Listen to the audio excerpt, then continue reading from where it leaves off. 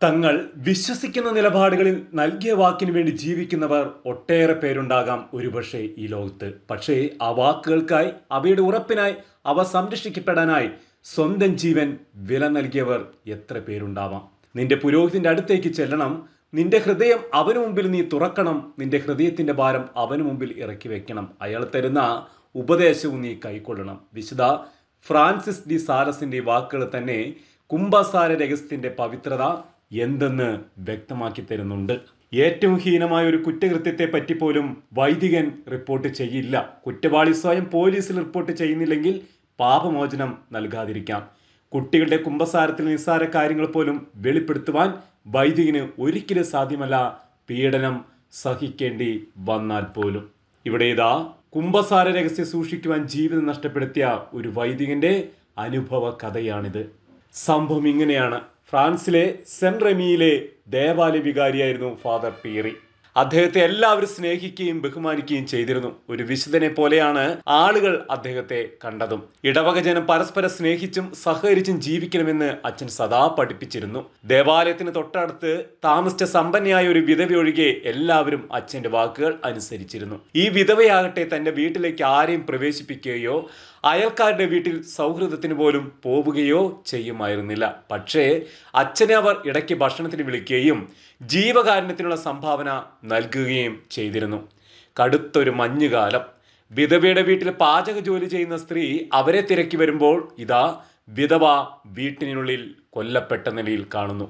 അലമാര തുറന്നിട്ടിരിക്കുന്നതും അതിൽ നിന്നും അടുക്കി വെച്ച തുണികൾ പുറത്തേക്ക് വലിച്ചിഴച്ചിട്ടിരിക്കുന്നതും അവർ കാണുന്നു. പോലീസ് അധികൃതർ സ്ഥലത്തെത്തി. രക്തം പുരണ്ട കാൽപ്പാടുകൾ പള്ളിമുറ്റം വരെ ചെന്നെത്തിയതായി തെളിയുന്നു. അതോടെ ഇടവക വികാരിയുടെ നേരെയായി ജനത്തിന്റെ രോഷ നോട്ടം. പോലീസ് പള്ളി പരിസരങ്ങൾ അരിച്ചു പെറുക്കിയപ്പോൾ അവിടെ നിന്നും ഒളിപ്പിച്ച നിലയിൽ രക്തം പുരണ്ട ലോഹയും കയ്യുറകളും കാണാനിടയായി. ജനത്തിന് അതൊന്നും വിശ്വസിക്കാനായില്ല. കാരണം അത്രമേൽ അദ്ദേഹം ജനങ്ങൾക്ക് പ്രിയങ്കരനായിരുന്നു. എന്നാൽ പോലീസ് ഫാദർ പീറിയെ ചോദ്യം ചെയ്തപ്പോൾ ലോഹയും കയ്യുറകളുമെല്ലാം തൻ്റേതാണെന്ന് അദ്ദേഹം പോലീസിനോട് പറഞ്ഞു. അതോടെ തെളിവുകളെല്ലാം അദ്ദേഹത്തിനെതിരായി ഫാദർ പീറിയെ പോലീസ് അറസ്റ്റ് ചെയ്യുകയും കോടതി അദ്ദേഹത്തെ തടവ് ശിക്ഷയ്ക്ക് വിധിക്കുകയും ചെയ്തു. അറ്റ്ലാന്റിക് സമുദ്രത്തിലെ ദ്വീപിലാണ് ഇത്തരം കഠിന ശിക്ഷകൾ ചെയ്തിരുന്നവരെ പാർപ്പിച്ചിരുന്നത്. അന്ന് കുഷ്ഠരോഗികളെ നികൃഷ്ടരായി കണ്ടതിനാൽ അതിനടുത്ത സെല്ലിലാണ് അവരെയും പാർപ്പിച്ചിരുന്നത്. അച്ഛൻ കൊലക്കുറ്റത്തിന് ശിക്ഷിക്കപ്പെട്ട് എത്തിയെന്ന് കേട്ടതോടെ അവിടെ ജീവപര്യന്തം തടവിന് ശിക്ഷിക്കപ്പെട്ട കുറ്റവാളികൾ അദ്ദേഹത്തിന് എതിരായി തീർന്നു. അവർ അദ്ദേഹത്തിന്റെ നേരെ കല്ലെടുത്തെറിയുകയും അടുത്തു വരുമ്പോൾ ദേഹത്തേക്ക് തുപ്പുകയും ചീത്ത വിളിക്കുകയും ഒക്കെ ചെയ്തു. എന്നാലും ഫാദർ പീറി അതെല്ലാം നിശബ്ദനായി സഹിച്ചു. ദൈവം തന്നെ ഉറ്റുനോക്കിയിരിക്കുന്നുവെന്ന് അദ്ദേഹത്തിന് തോന്നി. എല്ലാ തടവുകാരോടും അദ്ദേഹം സ്നേഹത്തോടെ പെരുമാറി. ഏറ്റവും ക്രൂരമായി പെരുമാറിയവരെ അദ്ദേഹം ഏറ്റവും അധികം സ്നേഹിച്ചു. അവരോട് അദ്ദേഹം ക്രിസ്തുവിന്റെ സ്നേഹത്തെക്കുറിച്ച് പറഞ്ഞു. ഏറെ നാൾ കഴിയും മുമ്പേ തടവുകാരുടെ പ്രിയപ്പെട്ട ജയിലച്ഛനായി അദ്ദേഹം മാറി. എല്ലാവരോടും സ്നേഹത്തോടും കാരുണ്യത്തോടും കൂടെ പെരുമാറിയിരുന്നു കൊണ്ട് മരണാസന്നർക്ക് അന്ത്യകൂദാശ കൊടുക്കുവാൻ മേലധികാരികൾ അദ്ദേഹത്തിന് അനുവാദം കൊടുക്കുന്നു. ഈ കാലങ്ങളിൽ കുഷ്ഠരോഗികളെ നോക്കാനും പരിചരിക്കുവാനും അധികൃതർ അദ്ദേഹത്തിന് ഉത്തരവാദിത്വവും നൽകി. ഏറെ സന്തോഷത്തോടെയാണ് അദ്ദേഹം അതെല്ലാം ചെയ്തു തീർത്തത്. ഒരു ദിവസം ഇതാ വളരെ അവശനായ ഒരു കുഷ്ഠരോഗിയെ ഏതാനും പേർ അവിടേക്ക് കൊണ്ടുവരുന്നു. അവശനായ അദ്ദേഹത്തെ പരിചരിക്കുവാൻ ഫാദർ പീറി അയാളുടെ അടുത്തെത്തി. രോഗി തൻ്റെ ക്ഷീണിച്ച മുഖമുയർത്തി തന്നെ പരിചരിക്കുന്ന വ്യക്തിയെ ഒരു നിമിഷം നോക്കി. സംശയം തീരാതെ വീണ്ടും വീണ്ടും സൂക്ഷിച്ചു നോക്കി. അയാൾ അത്ഭുതത്തോടും ആകാംക്ഷയോടും കൂടെ അച്ഛനോട് ചോദിച്ചു, അങ്ങ് സെന്റ് റെമിയിൽ ഉണ്ടായിരുന്ന ഫാദർ പീറിയായിരുന്നു? ആദ്യമായി തന്നെ ഒരാൾ തിരിച്ചറിഞ്ഞ സന്തോഷത്തിൽ അച്ഛൻ്റെ മുഖം വിടർന്നു. അതെ, നിങ്ങൾ എന്നെ അറിയുമോ? അദ്ദേഹം തിരിച്ച ആ വ്യക്തിയോട് ചോദിച്ചു. അത് കേട്ടതോടെ അയാൾ അലമുറയിട്ട് കരഞ്ഞു. എന്താണ് കാര്യമെന്നറിയാതെ അച്ഛനും രോഗികളും പരിഭ്രമിച്ചു. അയാൾ സ്വയം നെഞ്ചിൽ ആഞ്ഞിടിച്ചുകൊണ്ട് പറഞ്ഞു, അച്ഛാ, അങ്ങേക്ക് എന്നെ മനസ്സിലായില്ലേ? ഞാൻ സെന്റ് റെമി ദേവാലയത്തിലെ തോട്ടക്കാരനായിരുന്ന ജീനാണ്. അയാൾ കരഞ്ഞുകൊണ്ടേയിരിക്കുന്നു. അച്ഛന് സങ്കടം തോന്നി. സുന്ദരനായ ജീൻ്റെ മുഖം അപ്പോൾ അച്ഛൻ്റെ മനസ്സിൽ തെളിഞ്ഞു വന്നു. ദേവാലയത്തിലേക്ക് ആവശ്യമായ പൂക്കളും പഴങ്ങളും എല്ലാം സമയാസമയങ്ങളിൽ എത്തിക്കുന്ന മിടുമിടുക്കനായ ഒരു ചെറുപ്പക്കാരനായിരുന്നല്ലോ ഈ ജീൻ.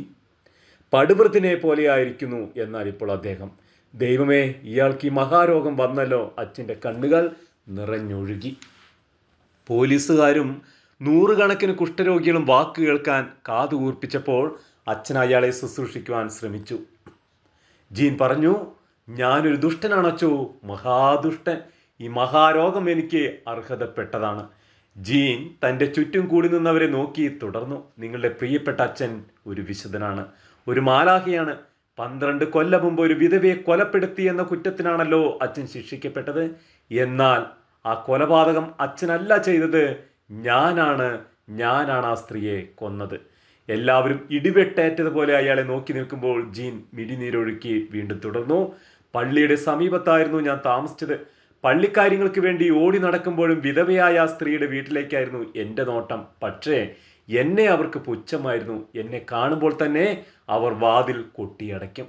അവർ ജീവകാരുണ്യ ആവശ്യങ്ങൾക്കായി പണം കൊടുക്കുമ്പോഴെല്ലാം ആ തുക കണക്കിൽ ചേർക്കാനായി അച്ഛൻ എന്നെ ഏൽപ്പിക്കുമായിരുന്നു. അതിൽ നിന്നും ആ സ്ത്രീ വലിയ സമ്പന്നയാണെന്ന് എനിക്ക് തോന്നി. പക്ഷേ എന്നെ അവർക്ക് കാണുന്നത് തന്നെ പുച്ഛമായതിനാൽ ഒരു രാത്രിയിൽ ഞാൻ അച്ഛൻ്റെ ലോഹയും കൈയുറകളും ധരിച്ച് അവരുടെ വീട്ടിലെത്തി. വാതിലിൽ മുട്ടി. പീറിയച്ഛൻ്റെ സ്വരത്തിൽ ഞാൻ അവരെ വിളിച്ചപ്പോൾ അവർ ഓടി വന്ന് വാതിൽ തുറന്നു. മുഖം കൊടുക്കാതെ ഞാൻ ഉള്ളിൽ കടന്ന് അവരെ കൊലപ്പെടുത്തുകയായിരുന്നു. പിന്നെ അവരുടെ സമ്പാദ്യമെല്ലാം കൈക്കലാക്കി പള്ളിയിൽ തിരിച്ചെത്തി. അച്ഛൻ്റെ ലോഹയും കൈയുറകളും തോട്ടത്തിൽ കുഴിച്ചിട്ട് എൻ്റെ മുറിയിലേക്ക് വെപ്രാളത്തോടെ പ്രവേശിക്കുമ്പോൾ അച്ഛൻ എന്നെ കണ്ടു. എൻ്റെ മുഖത്തെ പരിഭ്രാന്തി കണ്ടപ്പോൾ ഞാൻ എന്തോ വലിയൊരു കുറ്റകൃത്യം ചെയ്തതായി അച്ഛന് തോന്നി. അതെന്താണെന്ന് പറയാൻ ഞാൻ മടിച്ചപ്പോൾ അദ്ദേഹം എന്നെ പള്ളിക്കുള്ളിലെ കുമ്പസാരക്കൂട്ടിലേക്ക് കൂട്ടിക്കൊണ്ടുപോയി.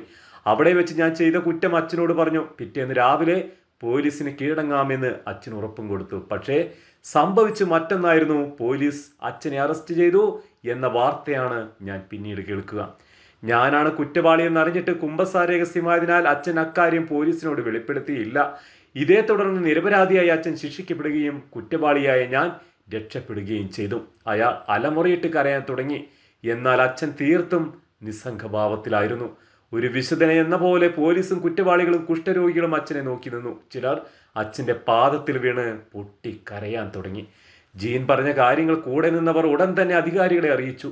2 ദിവസം കഴിഞ്ഞ് അദ്ദേഹത്തെ മോചിപ്പിക്കാനുള്ള കൽപ്പനയുമായി പോലീസ് ഓടി അച്ഛൻ്റെ അടുത്തെത്തി. എന്നാൽ ശേഷിച്ച കാലം കുഷ്ഠരോഗികളെ പരിചരിച്ച് അവരുടെ കൂടെ കഴിയാനാണ് ഫാദർ പീറി ആഗ്രഹിച്ചത്.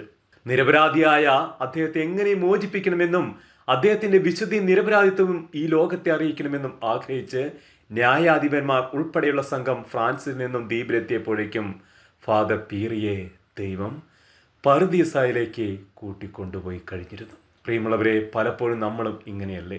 ആരൊക്കെയോ പറഞ്ഞു തന്ന വാക്കുകൾ കൊണ്ട് മലിനപ്പെട്ട് വൈദികരെ സഭയും പഴി പറയുന്ന കൂട്ടർ ഇന്നും ഈ കാലഘട്ടത്തിൻ്റെ സാക്ഷ്യമല്ലേ? എന്നാൽ സത്യം ചിലപ്പോൾ അതിനുമപ്പുറമാണെന്ന് നമ്മൾ വൈകി അറിഞ്ഞിട്ടുണ്ടാവില്ല.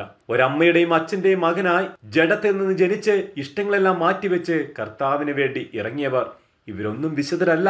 വികാരങ്ങളും വിചാരങ്ങളുമുള്ള പച്ച മനുഷ്യർ തന്നെ. ഈ വൈദികരിൽ ഒരാളെ എങ്കിലും പിശാച് കെണിയിൽ വീഴ്ത്തിയാൽ എല്ലാ വിശ്വാസികളും അതോടെ ദേവാലയത്തിൽ നിന്നും വൈദികരിൽ നിന്നും ദൈവത്തിൽ നിന്നും അകലുമെന്ന് പിശാചിനറിയാം. അതുകൊണ്ടാണ് പരിശുദ്ധമ്മ തൻ്റെ പ്രത്യക്ഷീകരണത്തിൽ പറഞ്ഞു വെക്കുക, ഇത് അവസാന മണിക്കൂറാണ്. അനേകം വൈദികരെ പോലും അവൻ വഴിതെറ്റിക്കും. നിങ്ങൾ അവർക്ക് വേണ്ടിയും പ്രാർത്ഥിക്കണം. ഒരു വൈദികന് തെറ്റുപറ്റുമ്പോൾ ആഘോഷിക്കാതെ അദ്ദേഹത്തിന് വേണ്ടി പ്രാർത്ഥിക്കുകയല്ലേ വേണ്ടത്? നമ്മുടെ കുടുംബത്തിലുള്ളവർക്കാണ് ഇങ്ങനെ സംഭവിക്കുന്നതെങ്കിലോ പ്രാർത്ഥിക്കണം. നമ്മുടെ വൈദികർക്ക് വേണ്ടി പ്രാർത്ഥിക്കാൻ നമ്മളല്ലാതെ മറ്റാരുമില്ലെന്നോർത്ത് പ്രാർത്ഥിക്കുക. അതിനായി പരിശുദ്ധ അമ്മയുടെ കരം പിടിച്ച് നമുക്കും ദൈവ പിതാവിനോട് ഈ നിമിഷം അപേക്ഷിക്കാം.